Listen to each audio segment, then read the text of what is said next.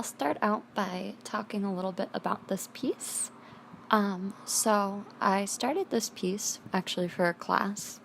It was a really awesome class. We learned all about perspective and how to calculate it and how to draw things from your head and how to calculate the light and also like light theory and that kind of thing. So this was a kind of a practice piece for that, which is why I didn't really do it in my normal style. I am thinking about going back and doing another version of this piece in my regular linear style, but we'll see if I ever have time for that. I really liked how the line drawing came out, even though it was just a part of the sketch with this process, but I think it'd be fun to do it in like watercolor. So at the beginning of the video, you see the different color comps that I have. I really wanted to do the violet and yellow one at first, but I was kind of pushed into this direction of the blue and the orange. I definitely wanted to do a complementary color scheme, I think. Which is good that I tried the blue and the orange. I really like the way that looks, but I've never really been able to like master it very well, so I think that this actually came out pretty good. I was happy with how I did it. It was not really exactly what I was expecting. I kind of went more greenish with the blues rather than like the typical blue-orange contrast you see, and I went a little bit redder with the oranges, but I think it works. And so at the beginning of the video, I'm just kind of sketching out what I want, adding some extra things. I got the advice to add, just like make the chair a little bit askew and add plants and shoes and just make it look like it was lived in. The whole idea of the piece was like, I really want to move to Japan, so it was inspired by what I would want my small apartment to look like. There was this YouTuber that I like to watch, Tokidoki Traveler, and she lived in this tiny, tiny, tiny Japanese apartment in Tokyo, and I forget what the square footage was, like 24 meters or something like that, which was so small.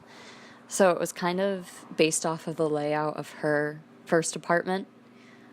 You could even go check it out. I think that's how I found her, through that video.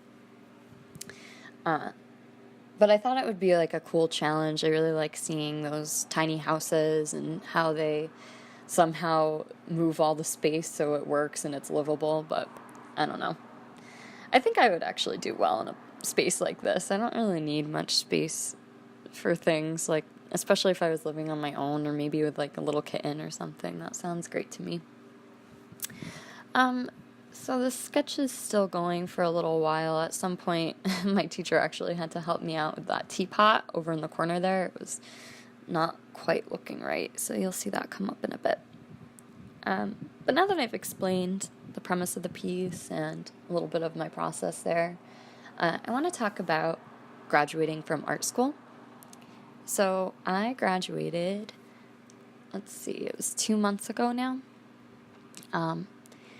And it's very scary. I think graduating from college in general is really scary for people, but especially when you are graduating with a creative field that you're going into, your career path is not going to be linear. Oh, and this is where my teacher helped out with the teapot. So yeah, your career path isn't going to be linear like some people who like maybe are studying education or, I don't know, physical therapy or something like that. You have to kind of trust that, I don't know, you're going to make your own path.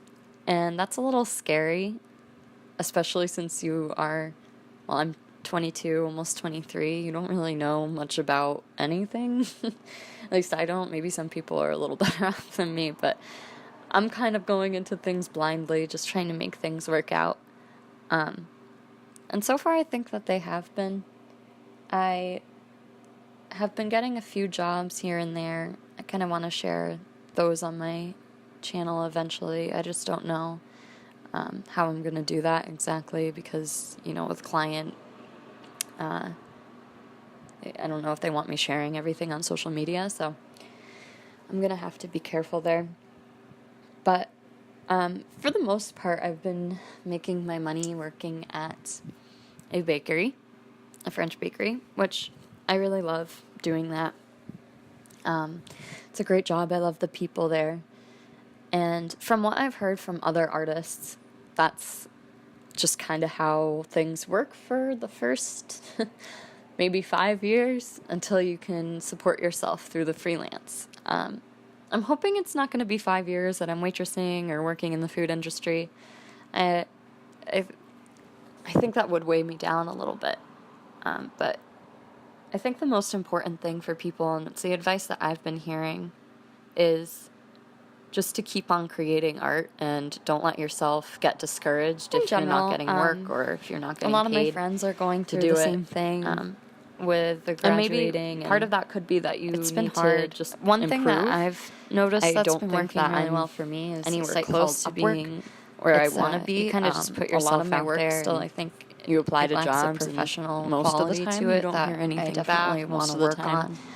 The job is canceled before they hire anyone. I think that's just gotten a personal problem for me. Maybe a lot of artists have this kind of mentality and where another one you just from are kind of an airhead in my community, my personal community. I'm called an airhead on almost a daily basis, like teaching by people in my life. Class in the fall. It's not that I'm not like, I can't.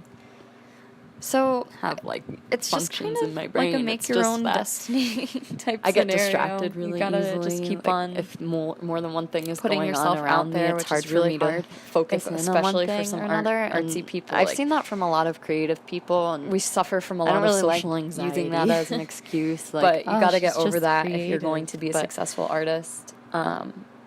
And I think it's funny to be able to promote yourself, which is another really hard thing. At times, at least mine is. You don't want to feel cocky, and I think a lot of people go the other way. They seem too cocky. Don't get that quality. But you just got to be careful, and you got to, from my just work, be humble, but also recognize that you've put a lot of work into being where you are. And if you do those things, I think you can definitely make it as an artist, and obviously just keep on drawing. I think I might just check in every few months on this, and if I'm feeling discouraged, I'll talk about that, or just the whole process, because I'm sure a lot of people are experiencing the same things as me. And if anybody is experiencing these things, I'd love to hear from you. You could shoot me an email, or, I don't know, leave a comment. Thanks for sticking around to the end of this video. I should be putting out things on Wednesdays, so keep an eye out for those, and I'll see you next week.